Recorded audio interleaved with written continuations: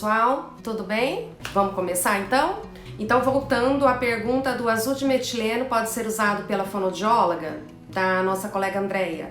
Eu respondi que, exceto para uso do PDT na técnica de laser terapia para desinfecção de mucosite, que a gente usa 0,005% para essa técnica, fora isso a gente não utiliza porque existe contraindicações. Então a gente vai para o corante azul alimentício, ok? Segunda pergunta, posso usar duas temperaturas na mesma sessão? Essa foi da nossa colega Kátia. Deve usar duas temperaturas na mesma sessão. Então assim, foi exatamente aqui que eu parei quando travou. É uma resposta que vai envolver todas as outras respostas. Porque o que acontece? É primordial. Durante a estimulação tátil-térmica gustativa, pessoal, tem que ter quatro alternâncias, certo? Então essas alternâncias, ela tem que valer para qualquer estimulação tátil-térmica gustativa. Vamos lá. Quais seriam? Temperatura, sabor, utensílio e consistência. Vamos lá, vou repetir. Temperatura, sabor, utensílio e consistência. Se nós não alternarmos essas quatro alternativas, a gente pode ter o efeito da acomodação. Então, o que a gente precisa fazer com a estimulação tátil-térmica gustativa? A gente precisa acordar os receptores intraorais, certo? Não só os intraorais, nós vamos falar também em umas perguntas mais na frente a respeito dos extraorais. Então a gente precisa acordar. Para a gente poder acordar, a gente tem que ter alternância de estímulo. E como que é feita essa alternância de estímulo? Vamos supor que você está utilizando limão gelado na consistência fluida com utensílio de colher. Então presta atenção.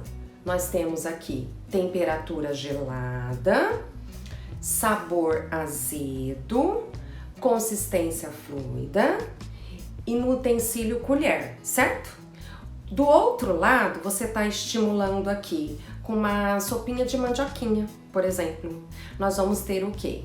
Temperatura quente, salgado. Aí a gente pode estimular com um utensílio que é aquela escovinha de sobrancelha que eu adoro, é baratinho, dá para vocês darem para cada paciente. E na consistência pastosa. Então vocês estão vendo que a gente alterna 4 itens com 4 itens, então eles nenhum se chocam. Consequentemente, o que vai acontecer? Vocês aumentam a propriocepção intraoral e não deixam ter o efeito da acomodação, ok? A Kátia perguntou assim, quais materiais para a condução térmica quente você utiliza? E qual estímulo salgado? Então vamos lá. Condução térmica. Condução térmica, Kátia, eu fiquei sem entender se você quis dizer intraoral ou extraoral. Então, eu subentendi que é extraoral, certo? Então, assim, se é extraoral, eu hoje tenho duas maneiras de estimular extraoral. O que seria? Com o uso do martelo, eu já fiz alguns posts aí no Instagram que eu falo sobre o uso do martelo. O martelo é um equipamento que vocês compram com esse nome mesmo, estimulador térmico quente frio martelo. Ele você consegue aquecimento ou crioterapia superficial, ou seja, da camada de epiderme. Agora, se você quiser uma temperatura maior, mais profunda, aí você tem que entrar com o ultrassom, certo? Então essas são as maneiras da gente estar estimulando com a temperatura. Por que eu tô falando isso? Eu acho importante falar sobre isso. Sabe o homúnculo de Penfield? Gente, fonoaudiólogo tem que andar grudado ao homúnculo de Penfield, a gente não pode se distanciar dele em hipótese alguma. O homúnculo de Penfield faz todo sentido pra gente. O homúnculo de Penfield, o que aparece muito lá? Não tá aparecendo o rosto, sobretudo boca, mas o rosto aparece? Então, para cada estímulo intraoral, a gente tem que dar uma alerta sensorial extraoral. Então é inadmissível a gente pensar somente em boca. A gente precisa o quê? Pensar de uma forma geral, porque isso aqui aparece no homúnculo de Penfield. Então a gente precisa trabalhar sim extraoral. E a temperatura é uma questão, por quê? Porque abre os canais de íons, aumenta, potencializa o estímulo que você está dando, seja com teu massageador, seja com a tua massagem, seja com a tua ventosa, certo? Seja com a tua ventosa. Então, assim, potencializa o que você vai finalizar, tá bom? E aí você perguntou, e qual estímulo salgado? Estímulo salgado, Kátia, pra facilitar a minha vida, porque às vezes demora muito de vir da cozinha. Quando eu vou no mercado, eu compro vários tipos daquela sopinha Vono.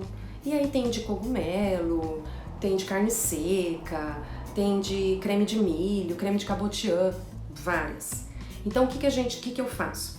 Assim como eu pego o suquinho midi, coloco um pouquinho no copo de café e espesso ou deixo fluido para fazer a alternância de estímulo, eu faço a mesma coisa com a sopinha. Então, eu coloco um pouquinho dentro do copinho de café, coloco a água quente, misturo. Se eu for utilizar ela na consistência pastosa, alternando com algo fluido ou algo vistoso, eu vou espessar, certo? Então, vai depender o quê? Daqueles 4 itens. Alternância de temperatura, de sabor, de utensílio e de consistência, tá bom? Mas é assim. Nossa colega Andressa costuma alternar, ela diz na mesma sessão, o uso de frio, azedo e quente doce. Além desses, posso estar utilizando o salgado? Associado com qual temperatura e em contraste com qual sabor? Então, é basicamente isso, Andressa, a gente sempre tem que alternar.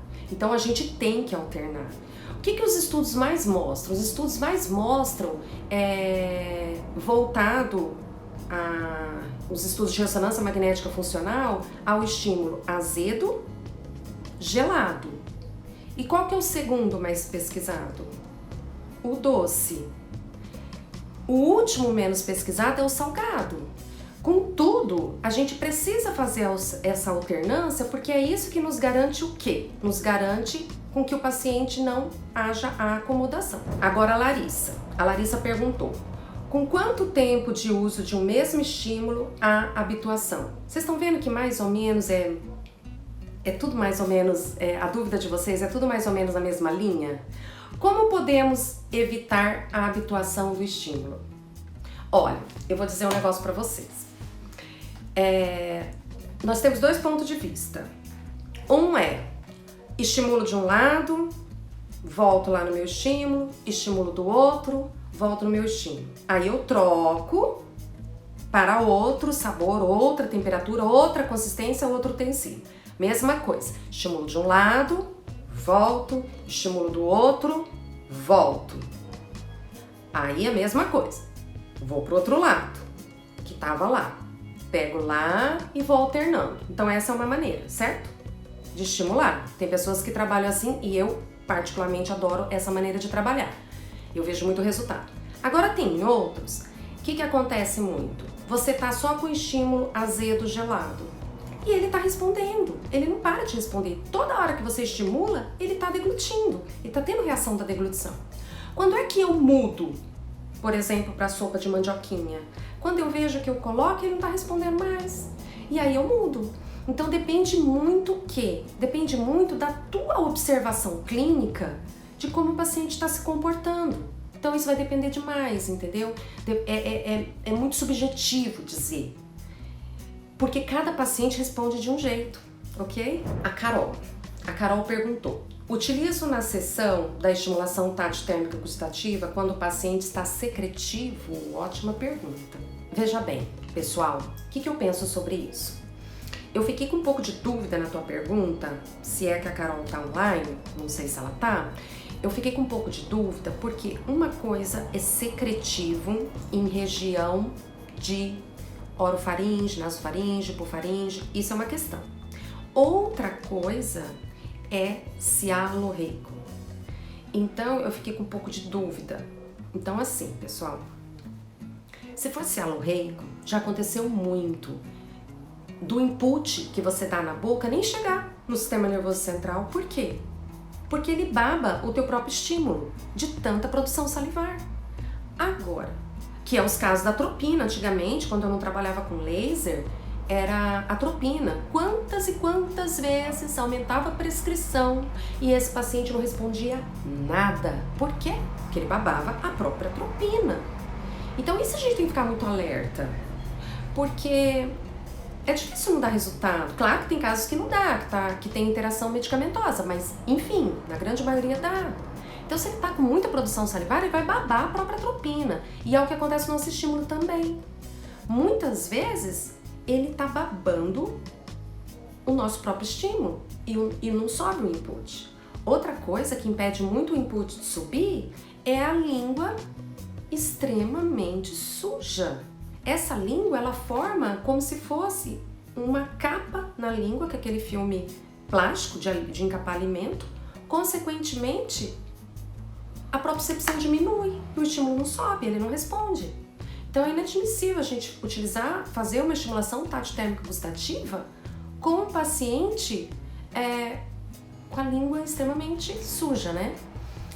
Então essa é a questão que eu fiquei sem saber se era cialorreico ou se era secretivo. Então eu falei da questão de se fosse cialorreico. Agora eu vou falar da questão de ser secretivo. O que acontece? Sim, tem que estimular sim.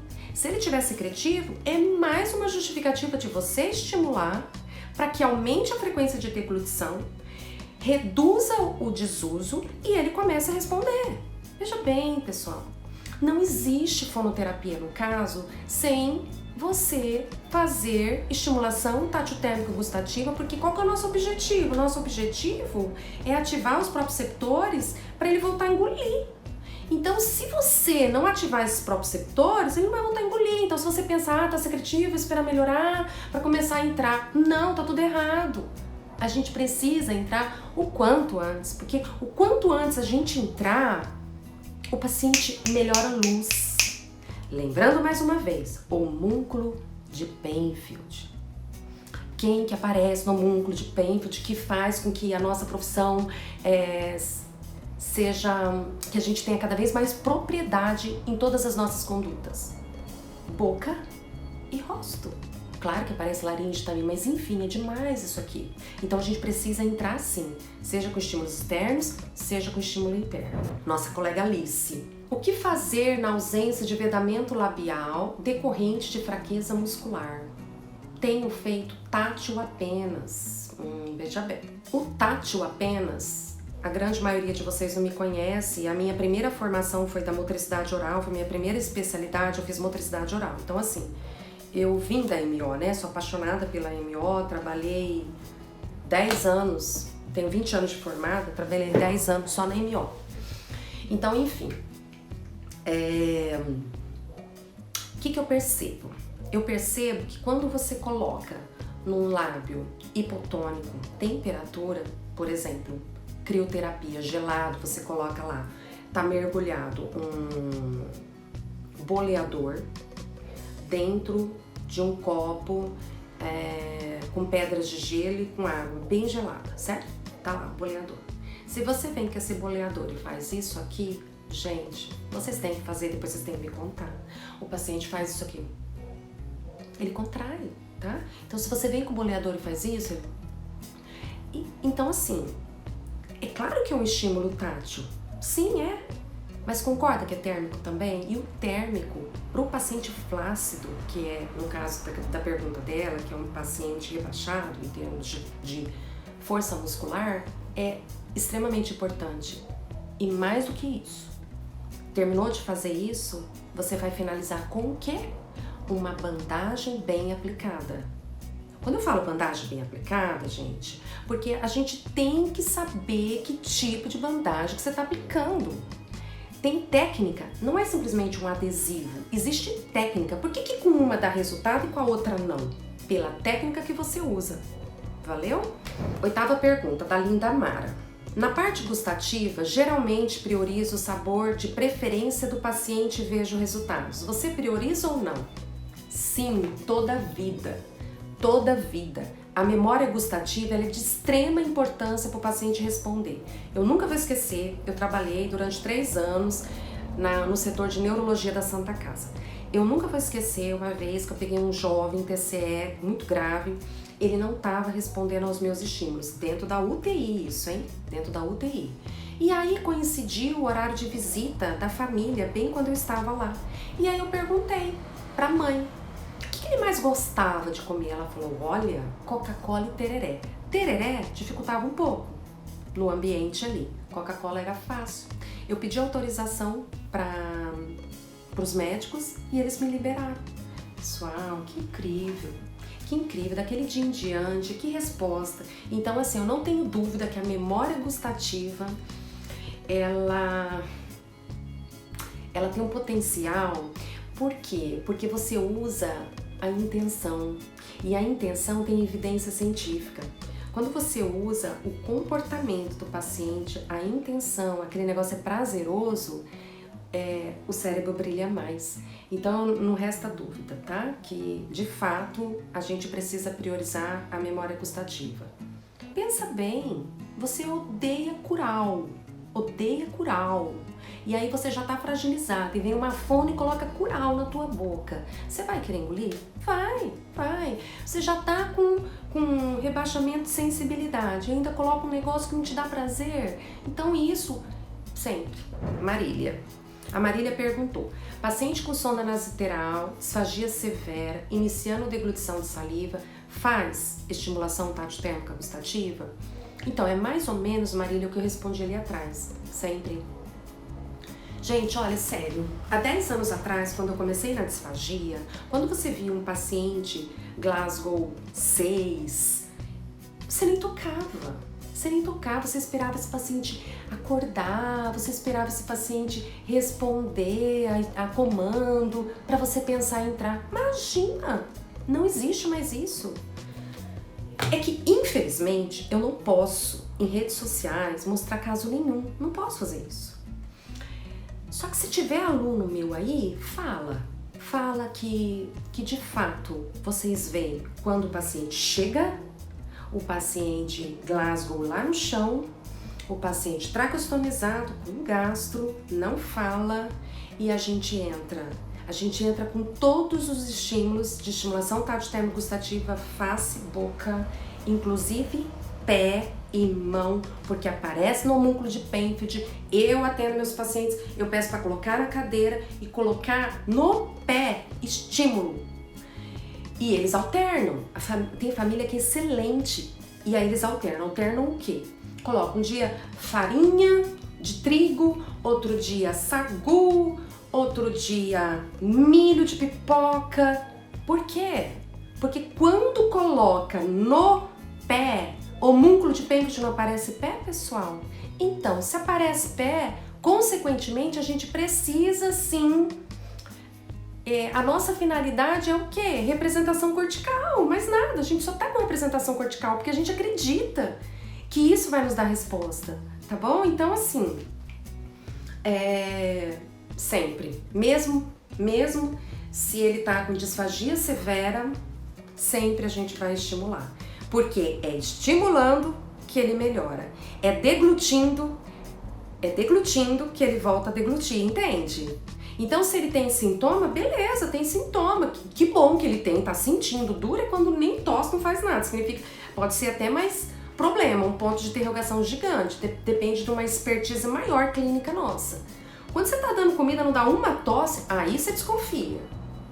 Paciente, na fase aguda, você começa a estimular e não dá uma tosse, aí é preocupante. Porque isso não é normal. Nós sabemos que o paciente na fase aguda está o quê? Com alteração sensorial. Então, se ele não tosse, pode ser um comprometimento mais grave. Se ele tosse, tá lindo. Eu sempre falo que lindo que ele tá tossindo. Significa que ele tá sentindo. Então, pra mim é um parâmetro maravilhoso, tá bom? Tá, Humberto. Na estimulação tátil-térmica gustativa, eu posso variar temperatura, quente e frio e viscosidade na mesma sessão? Vocês viram, né? Quem tá aí desde o início, já respondi, isso aqui tá Eu acho que tá bem claro para vocês, devemos fazer isso o tempo todo. E a Shirley, Camila, você pode enfatizar os pontos dos toques na cavidade oral na estimulação tátil-térmica gustativa? O que acontece? Antigamente se dizia que a gente tinha que estimular pilares. Não sei se vocês são dessa época, se vocês são novinhos, vocês não são dessa época. Quem é mais antigo na disfagia sabe que antigamente se ensinava a pegar aquele espelho de dentista e depois veio o boleador, o advento do boleador, e colocava lá na temperatura e estimulava pilar. Gente, isso caiu por terra. A nossa colega de profissão, Luciana Passuelo, ela fez um estudo e ela mostrou que cada paciente tem a reação da deglutição em um ponto.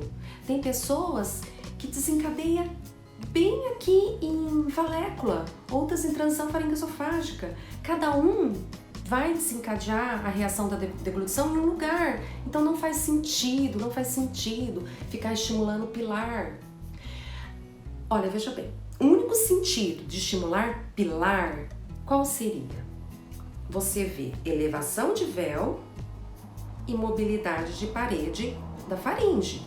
Mas nada, ao meu ver, se tiver outra opção aí, vocês me falam que eu até quero saber. Então, se é isso, se a gente só quer ver mobilidade de véu, elevação de véu e mobilidade de parede, não faz sentido estimular pilar, tá bom? Se já foi comprovado que cada pessoa tem a reação da deglutição em um ponto, então não faz sentido.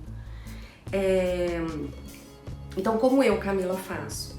É complicado, por quê? Porque eu não tenho uma colher aqui, eu não tenho uma escovinha aqui. Enfim, eu posso um dia gravar um IGTV e colocar salvo para vocês no Instagram para vocês verem. Mas como que eu faço? Eu entro com a colher lá no sabor, estimulo de um lado, viro a colher, vou para cima da língua, aperto e saio fazendo selamento labial, ajudando. Isso é paciente não responsivo, viu? Não fica achando que é paciente responsivo, não. É paciente não responsivo. Então, assim, a gente consegue estimular, tem que estimular em todinha a cavidade oral, tá bom? Não é só um ponto, todinha. Então, eu vou para vestíbulo, viro, entro na língua e aí saio com o lábio, sempre com o lábio.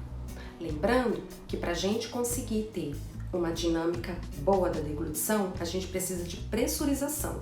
Pressurização inclui o quê? Selamento labial. Por isso que sempre a gente tira o estímulo, se o paciente tá tão, a gente ajuda assim, tirando o estímulo. Porque o paciente precisa ter contato bilabial, ok? Da Tainá. Quem tem xerostomia, a temperatura ajuda ou só a gustativa mesmo com o limão? Não sei. Se vocês souberem, vocês me respondem. Eu nunca li nenhum estudo que diz que a temperatura aumenta a salivação, tá bom? Então, sinceramente, eu não sei. Eu sei que o gelado, isso da época da MO, nos meus pacientes respiradores orais, tá bom? Vou falar pra vocês com base na minha experiência, que era vasta mesmo, com os pacientes respiradores orais que babavam muito. Quando eu entrava com crioterapia, gelo, então dava uma vasoconstrição, consequentemente reduzia a saliva, mas para os que babavam. Agora, para os que têm ausência, sinceramente, eu não sei responder. Mas o que eu tenho para te dizer, Tainá, sobre isso aqui que eu acho bem interessante. Os pacientes que têm xerostomia e que você precisa melhorar esse tempo de trânsito oral, o ideal sempre é você, por exemplo, você vai pegar um suco de morango e uma geleia de morango. Você tem que priorizar a geleia de morango. Por quê? Porque a geleia de morango, a característica dela, ela entra nas evaginações das papilas gustativas. Então, consequentemente, ele vai ter maior produção salivar, tá bom? Então, essa é a minha prática baseada em evidência, a minha observação com os pacientes que têm essa desordem, ok? Carol, agora 14ª, estamos terminando, hein, pessoal? Qual sua experiência em estimulação tátil-térmica gustativa em crianças? Você tem alguma estratégia de estímulo que com adulto você não usaria? Então vamos para a primeira. Carol, eu sou específica da específica da específica. Sinceramente, eu só optei na minha vida por atender adulto. Eu não atendo criança. Quando aparece, eu encaminho para várias colegas minhas, excelentes na área, por vários motivos, mas enfim, eu gosto de ter um olhar apurado para uma demanda específica. Isso é meu, tá? Isso é meu. Igual é quando eu era da MO, tinha várias coisas da MO que eu não pegava. Eu atendia apenas casos ortodônticos, apenas. Era o meu foco. E na disfagia não é diferente, tá bom? Então eu não tenho experiência com criança. Contudo, você fez uma outra pergunta, que no gancho diz assim: você tem alguma estratégia de estímulo que com adultos você não usaria? Sim. Gente, paciente neurológico é um paciente neurológico, mas ele não é criança. A gente é igual, eu trabalho muito com afasia, sou apaixonada por afasia porque eu falo que vem no combo. Você tira tráqueo, você tira a sonda e aí sobra o quê? Alteração de linguagem. Então assim, a mesma coisa na afasia. A afasia a gente não tem que tratar ele como criança. Ele só tem o quê? Uma alteração de linguagem, mas ele não é criança. A mesma coisa na disfagia. Eu jamais utilizaria chupeta. Então, se você perguntou, eu tô falando. Inadmissível, ok? É a minha opinião. Rariela. Em paciente não responsivo, com nível de consciência mínima, por onde devo iniciar as estimulações? Mais ou menos eu respondi já, Rariela. Mas, enfim, para cada estímulo intraoral tem um toque extraoral. Então, sempre... existe alguns estímulos que eu faço quando você, por exemplo, entra com a escovinha aqui com uma temperatura, por exemplo, salgada e quente, né? Salgada e quente. Na hora que você tira, se ele não dá reação nenhuma, basta você fazer alguns movimentos. Eu faço 4, tá? Eu vou alternando esses movimentos, toque extraoral, para ter uma representação intraoral. Como que eu faço? Eu faço assim, ó. Esse é uma, seguro e solto. O outro é esse, segura e solto. O outro é esse, segura e solto. E por último é esse. Até eu engoli, mas claro que a gente não tem alteração, né? Então engole mesmo. Mas enfim, quando você coloca o estímulo no paciente não responsivo, automaticamente, se você der esses estímulos extraorais, ele acaba engolindo, entendeu? Então vocês vão alternando o estímulo intraoral com o toque extraoral, estímulo intraoral com toque extraoral. Consequentemente, ele começa a responder, tá bom? Por último, pessoal, fechando, por último, é a última, Patrícia. Nossa colega Patrícia, ela perguntou: um paciente que se alimenta via oral refere que não sente sabor dos alimentos. Utiliza estimulação tátil-térmica gustativa em que sabor e em qual temperatura? Patrícia, eu fiquei super dúvida da tua pergunta. Esse paciente, ele não sentia antes? Ele teve alguma intercorrência que levou a ele ter anosmia, a perda do paladar? Aconteceu isso? Porque eu fiquei em dúvida, porque se aconteceu isso, eu vou dizer a experiência que eu tenho. Comecei a ter agora, tá? Que eu tô praticando muitos protocolos de laser terapia, eu tô colocando em prática. Mesmo porque não existe trabalhos na área da fonoaudiologia, então assim, tô botando em prática muita coisa da laser pra gente poder ter noção. Então, de fato, tem uma melhora boa na repalarização com o uso do laser, tá? Tenho experiência com outras colegas também que têm feito e têm relatado boa melhora. Pessoal, terminamos. Espero ter ajudado vocês. Adoraria estar lendo as perguntas para responder, mas como eu disse naquele videozinho de sexta-feira, eu tenho 3 crianças, estão tudo lá fora me esperando. Sai da escola, louco pela mãe, a mãe louca pelos filhos. E aí qualquer dúvida que vocês tiverem, vocês vão mandando pra mim. E aí a gente vai tirando as dúvidas, tá bom, pessoal? Obrigada por vocês estarem comigo, obrigada por vocês terem me ouvido. Obrigada porque eu tô conhecendo tanta gente bacana através do Instagram. Tô muito feliz, tá bom? Por essa troca de experiência que a gente tá tendo. Deus abençoe vocês e até a próxima live. Fica com Deus. Tchau, tchau.